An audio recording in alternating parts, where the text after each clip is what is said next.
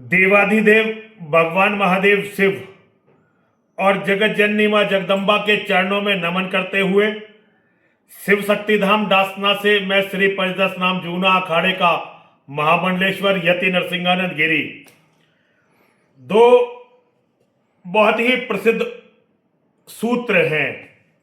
एक सूत्र गोस्वामी तुलसीदास जी ने रामचरितमानस के माध्यम से सुंदरकांड में ये आता है, सचिव वैद गुरु तीन जो प्रिय बोलई भय आस राज धर्म तज तीन कर हो ही बेगई नाश।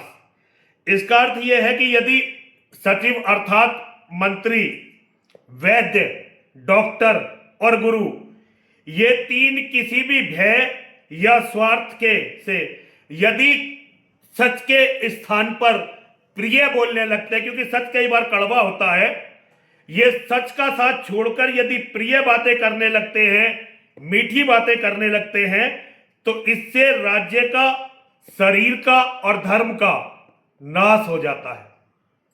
यह हमारे गोस्वामी तुलसीदास जी ने कहा है। एक मुसलमान शायर मुनव्वर राणा,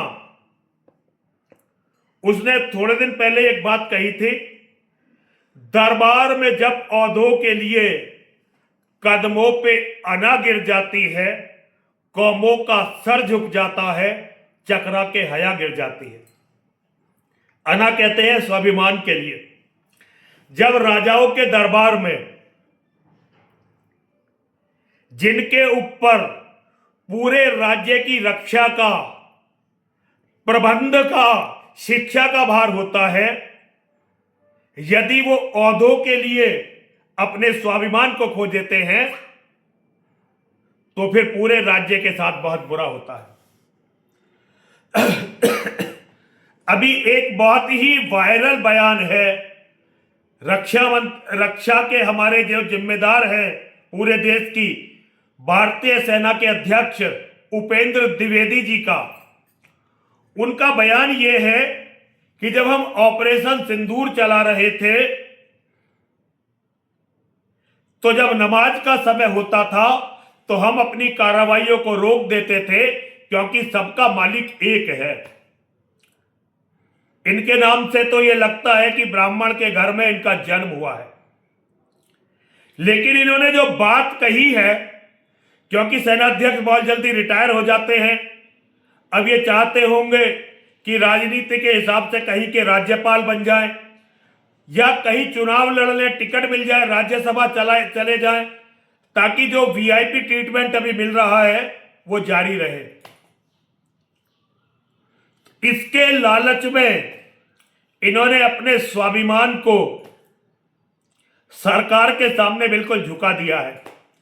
जनरल साहब, आप पूरी सेना के अध्यक्ष हैं, आप पूरी सेना का स्वाभिमान है, और हमारा अस्तित्व किसी मोदी के कारण नहीं है, किसी अमित शाह के कारण नहीं है, किसी राजनाथ सिंह के कारण नहीं है, किसी गांधी के कारण नहीं था, किसी नेहरू के कारण नहीं था, बल्कि हमारा अस्तित्व मां और महादेव की कृपा और आपके जैसे वीर सैनिकों के पराक्रम, शौर्य और बलिदान पर टिका हुआ है। लेकिन आपने जो ये बात कही है, इससे ये प्रतीत होता है कि अब सनातन धर्म और भारत राष्ट्र के बहुत बुरे दिन आने वाले हैं। आपको किसने बताया कि सबका मालिक एक है? इन जिहादियों का जो मालिक है उसे ये कहते हैं अल्लाह, और ये जो अल्लाह है ये हमारा मालिक नहीं हो सकता। अगर ये हमारा मालिक होता तो ये हमें भी उतना ही प्यार करता जितना ये अपने लोगों को प्यार करता है, क्योंकि सनातन धर्म की अवधारणा ये है कि ईश्वर न्यायकारी है। वो किसी के भी साथ उसकी पूजा पद्धति, उपासना या साधना के आधार पर भेदभाव नहीं कर सकता। लेकिन जिन जिहादियों के लिए आप लड़ाई रोक देते हैं, उनका जो अल्लाह है वो केवल उनका अल्लाह है, जिहादियों का, हमारे लिए तो उसने यहां जिहाद, जिसमें आज तक हमारे लाखों सैनिक मारे गए हैं। स्वाभिमानी देशों में लड़ाई में भी इतने सैनिक नहीं मारे जाते जितने सैनिक हमारे शांति काल में मारे जाते हैं। कारण हमारे नेताओं की तरह अब आप जैसे सेनाध्यक्ष भी अपना स्वाभिमान खोते जा रहे हैं। तो आने वाले दिन बहुत बुरे होंगे। इसी अल्लाह के आदेश पर